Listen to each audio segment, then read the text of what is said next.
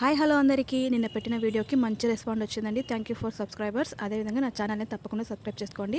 ఇది వచ్చేసి final output అండి. మా దేవుడికి ఏమేమి చేసి పెట్టామనేది కుడుములు, ఉండ్రాళ్ళు, వడలు, చక్కెర పొంగలి, బయట నుంచి తీసుకొని వచ్చిన లడ్డూలు అనమాట. ఆయనకి మెయిన్ లడ్డూలే కాబట్టి.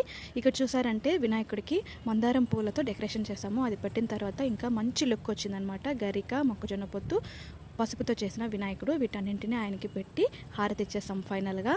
అదేవిధంగా అదే రోజే పెట్టి వెంటనే తీసేయాలంటే నాకైతే మనసు రాలేదండి. ఎందుకంటే ఈసారి ఫ్రైడే వచ్చింది, 3వ రోజు.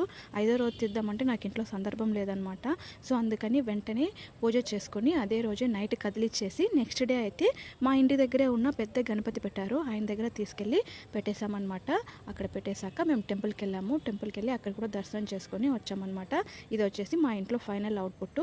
అక్కడ పెట్టిన తర్వాత కూడా అక్కడ వాళ్ళు పూజ చేసుకొని మా గణపతిని తీసుకున్నారు. ఇక్కడ చూసారంటే పెద్ద గణపతి, ఆయన్ని పంపించడానికి నాకు మనసే రాలేదండి.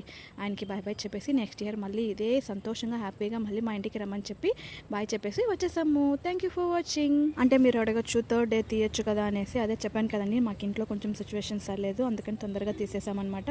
మీరు ఎన్నో రోజు గణపతిని కదిలించారు, మీ ఇంట్లో నిమజ్జనం ఎలా జరిగిందని నాకు తప్పకుండా కమెంట్ చేయండి. మా గణపతిని లైక్ చేసి తప్పకుండా సబ్స్క్రైబ్ చేసుకోండి.